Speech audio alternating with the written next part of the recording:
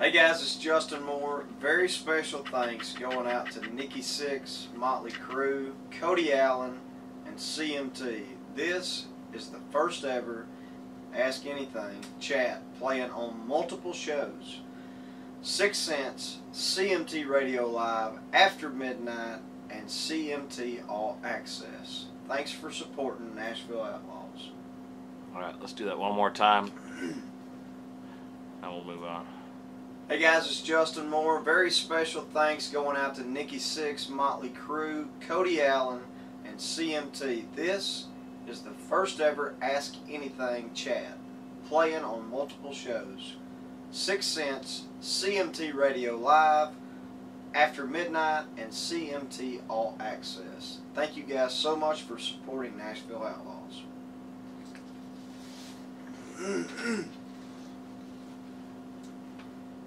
Quinn from Ravenna asks, what made you choose to be a musician? I chose to be a musician because I picked up a guitar and couldn't put it down. It's kind of like a drug. Once you get it in your system, in your bones, you can't live without it. So you know, I think sometimes it's a blessing and a curse.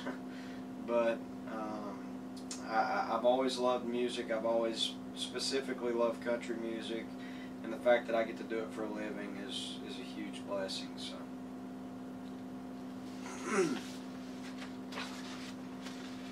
This question comes from Suzanne from St. James. She asks, besides Motley Crue, what song from another rock group album would I want to perform? There's a lot of them. I grew up on old school country and southern / classic rock. If I had to choose one old rock song to do, it would probably be a Bad Company song, because I think Paul is one of the greatest singers who's ever walked the earth. So it would probably be Shooting Star by by Bad Company.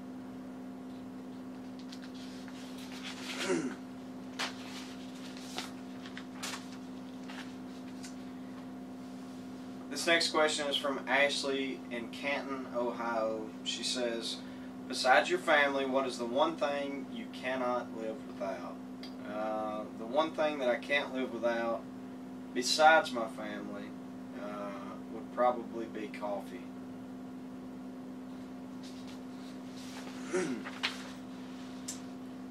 Brooke from Spanish Fork, Utah asks, who was my favorite singer / songwriter growing up? I have a lot of them that I looked up to and still look up to, but my favorite artist, songwriter, etc. of all time is without a doubt Dwight Yoakam. I've seen him play probably 15 times in my life, and I just think he's the ultimate singer, songwriter, entertainer, etc., etc. So he's still my favorite.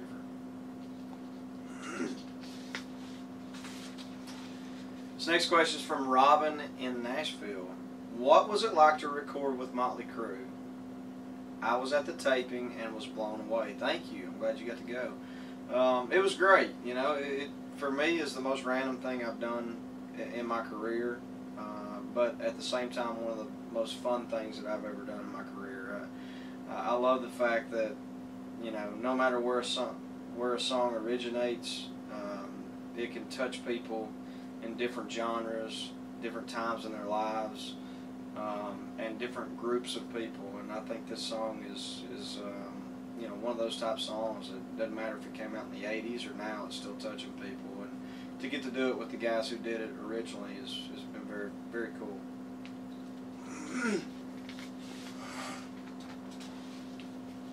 Abby from Jefferson asks, where is your favorite place to put on a show? You know, I'm biased towards, I think if you're an artist, you always love playing back home, no matter where that is. For me, that's Arkansas. But we've been fortunate that all over the country, thanks to country radio, we've been well received everywhere. So it's it's been fun everywhere. I don't know that I could choose one other than my home state.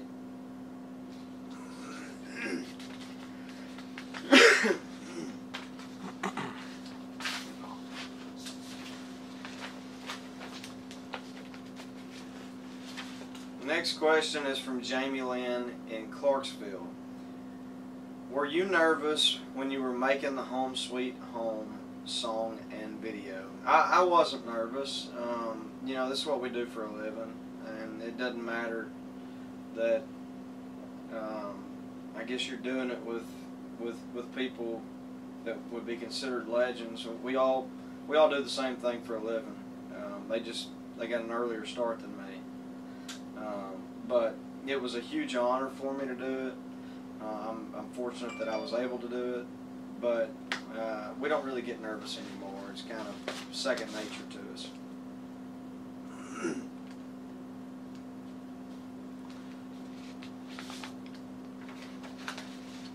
This one comes from Kimberly and McKinney. Has country music always been a passion, or where did you get your inspiration from?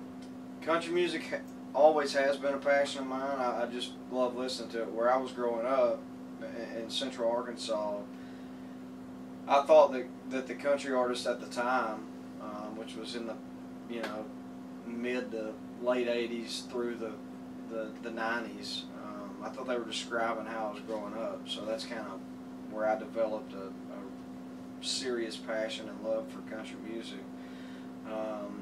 And as far as where I get my inspiration from, I get it from everyday life. You know, I see and experience the same things that everybody else does. I try to turn it into songs.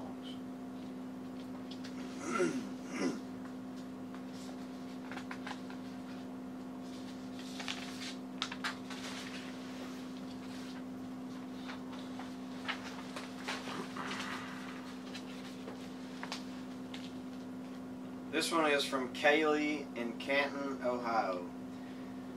When you wrote If Heaven Wasn't So Far Away, what was going through your mind? Actually, Kaylee, I didn't write If Heaven Wasn't So Far Away. I had the pleasure of getting to record it, but a few guys in Nashville wrote that song and did a great job. But when I recorded the song, I was just getting over, or trying to get through, losing my grandpa, who was and still is my hero. He passed away of cancer a few years back. So even though I didn't write the song was really personal to me, and I've kind of learned over the years, if it's personal to me and touches me in a way that If Heaven Wasn't So Far Away did touch me, that it kind of does that to a lot of people. So even though I didn't write it, it's really special and really close to my heart.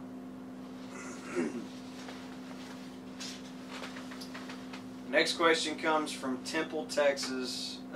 Colby asks, what inspired you the most and gave you the desire to decide not to give up on your dream when the roads looked like they were coming to an end? That's a good question.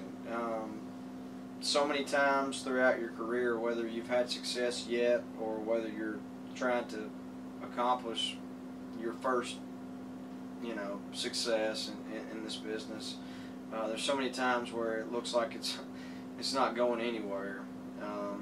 But to me, it just boiled down to the fact that I wanted this so bad that I was not going to take no for an answer. It was going to happen at some point.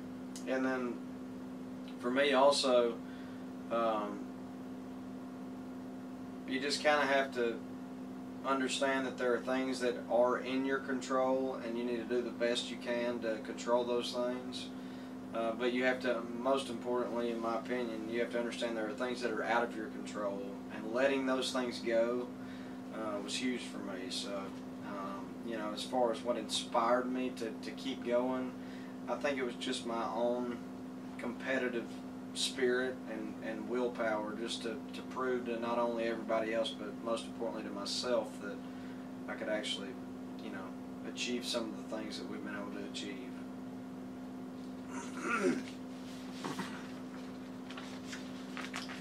This is from Ginger and Morley.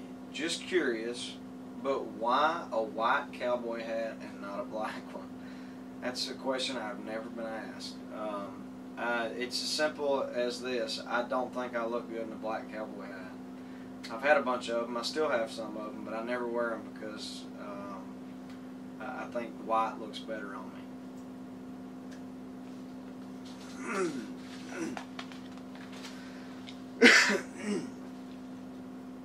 Melinda in Melbourne asks, how has your life changed since winning New Artist of the Year?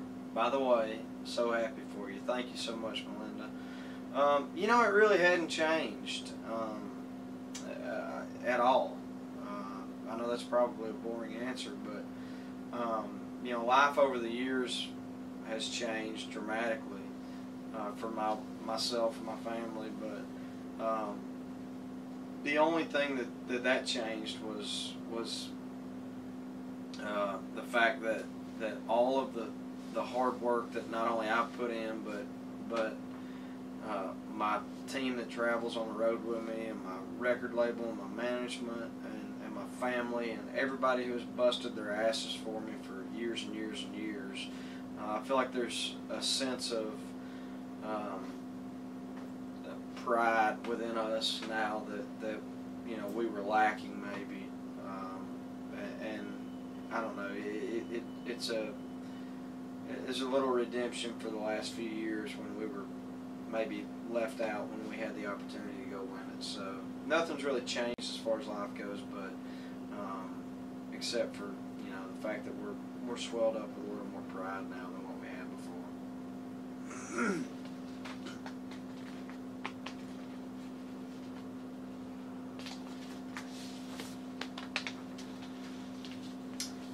This one's from Sarah in Springfield. What would you be doing if you were not singing country music? I would probably be shoveling cow crap or something awful in Arkansas. No, I never had a plan B, because I've always thought if you got a plan B, then you're opening yourself up to the possibility that you're going to fail at plan A, and I've never wanted that. So I was, when I was in high school, I was thinking about going into the medical field in some capacity, but I have no idea. I don't even have an answer for that, other than whatever it would be, would not be near as cool as what I'm doing now.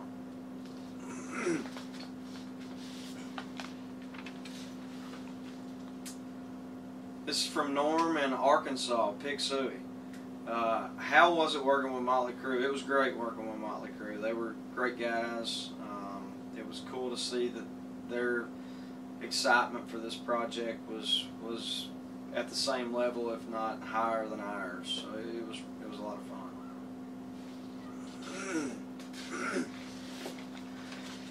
fun. This is from Charla in Muskogee. Do you think that the die-hard Crue fans are going cross? Do you think that the die-hard Crue fans are going to cross over and keep an open mind about the Outlaw album? I don't know. I don't know a lot about, their fans. I think, obviously, if we're being completely honest, I'm sure there's going to be some people, that are not thrilled about it. But we're not making the album for them. We're making it for the people who are going to be thrilled about it. And the fact that we have Motley Crue themselves waving the flag for this project, I think, says all that needs to be said about it. I think no matter where songs originate from, it's cool to introduce them to different people. And I didn't grow up a huge Motley Crue fan. I just didn't listen to that type of music, but I've become a big fan because of a project like this, and I know there's a lot more people out there like me. So I hope they're happy with the things that we've done with the songs. But at the end of the day, we're making it for the people who want to hear it. So if they don't, they can kiss our ass.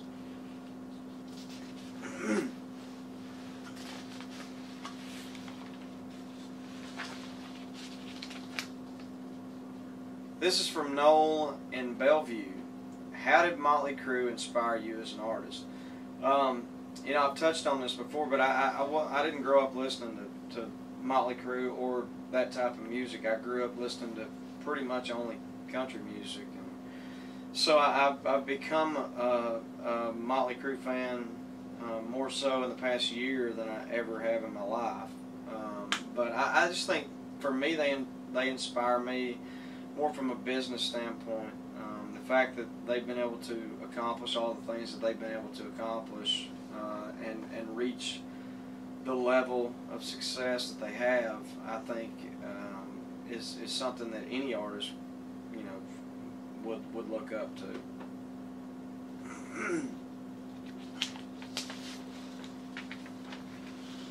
From Fresno, California, Rhonda asks, what is your favorite thing to do with your free time? My favorite thing to do with my free time is hang out with my wife and girls. I have 3 little girls, a 4-year-old, a 2-year-old, and a 1-month-old. So that's definitely my favorite thing to do.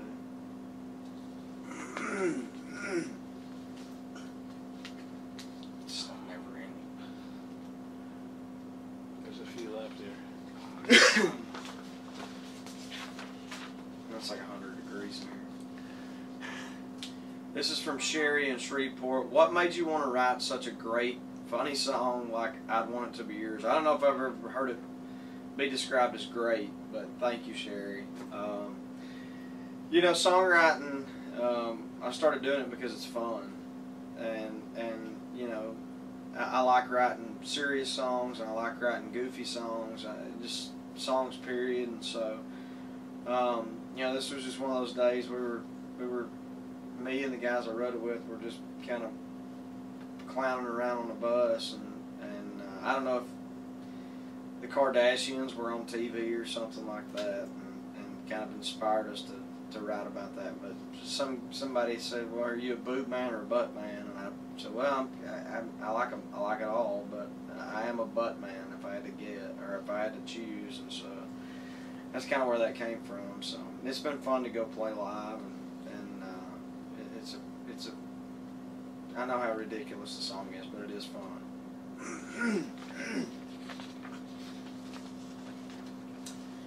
Michelle in Denver asks, what's the best concert you've ever attended? The best concert I've ever been to was Dwight Yoakam at the Ryman Auditorium a few years back. It was on the Blame the Vein tour, which is just, off in support of an album that he had called Blame the Vein, and it was just, it was incredible. I mean, he to me is the Elvis Presley of country music, and so that, I've seen him a number of times, but that particular show was awesome. The Ryman Auditorium is as good as it gets, and to see your favorite artist there is really cool.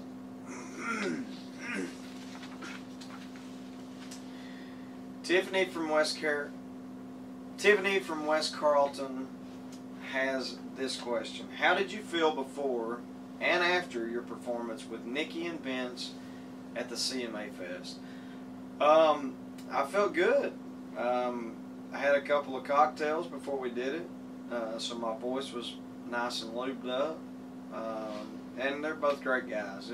Anytime we have the opportunity to play something together like that, it's always fun. And the fact that we got to do that in Nashville for Cma Fest was cool. It's one of the funnest weeks of the year. So.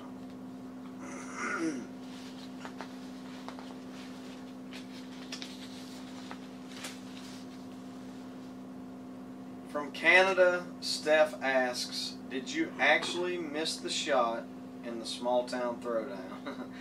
Of course I didn't. I would never miss. No, we actually didn't even shoot. It was all TV magic. They didn't trust us with loaded weapons. But it was a lot of fun to shoot that video though.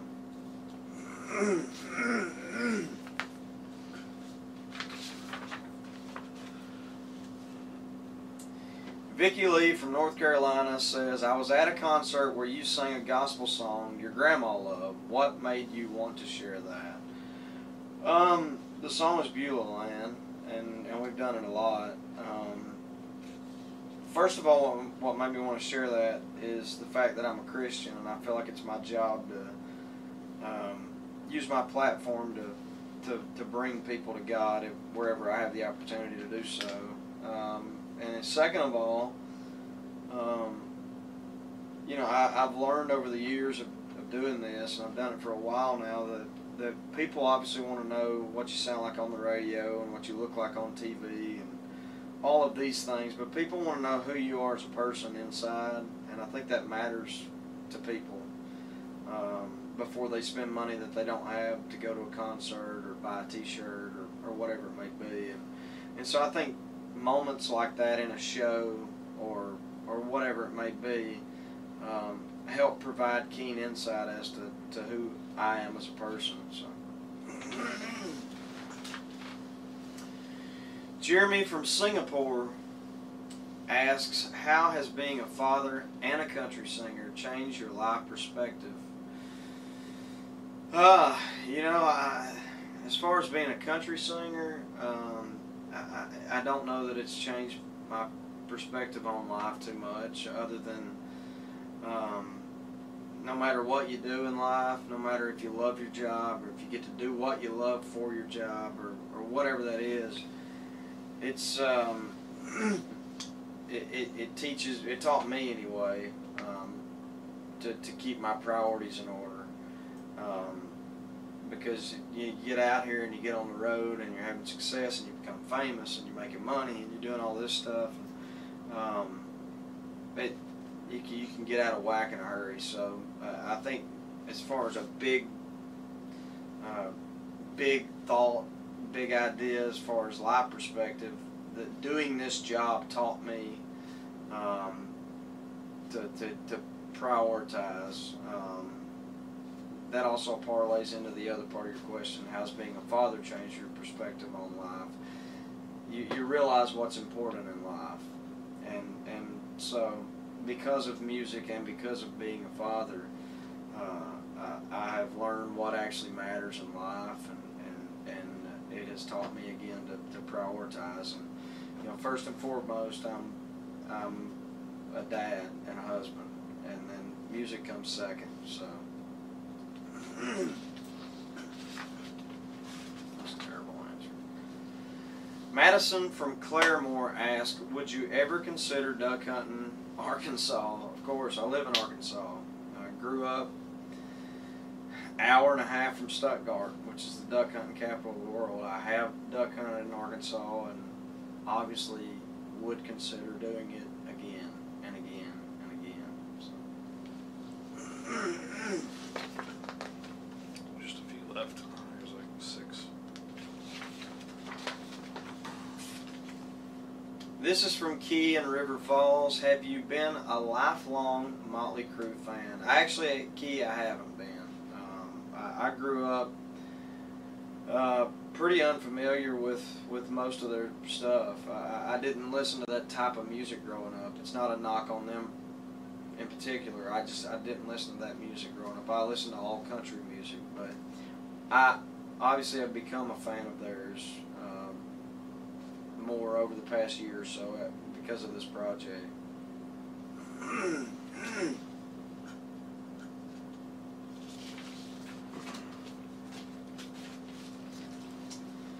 This is from Hallie in North Manchester. How does it feel to be a part of such a huge album of combining Motley Crue and country fans?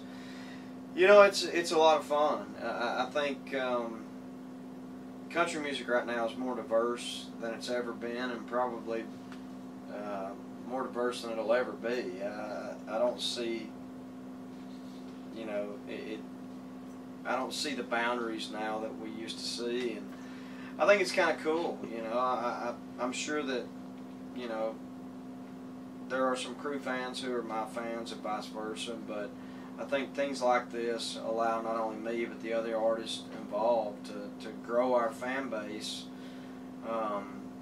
beyond what, you know, just putting another country song out does. You know, it allows us to kind of live outside the proverbial box, so to speak, and you know, our ultimate goal is grow this thing as big as we can grow it and add as many people, and so I think things like this help. So because of that, it's pretty awesome. Same one.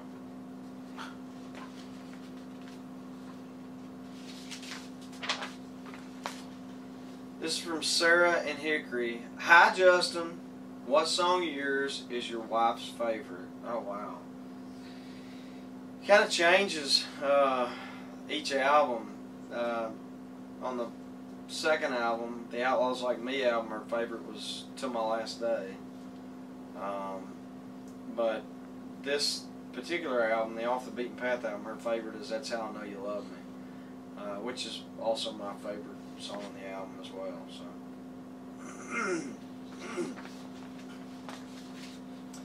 and this from Jesse in Cleveland. What is your all-time favorite Motley Crue song? Home Sweet Home.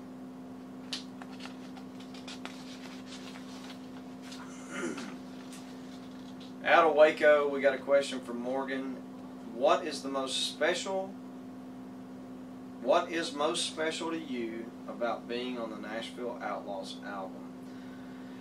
You know, I think the most special thing to me is getting to, you know, step out of the box and do something a little different that kind of challenged me vocally and stretched me as an artist. I've kind of stayed inside my little box for a while, and for me to get to step out and do something like this, I think is just pretty cool.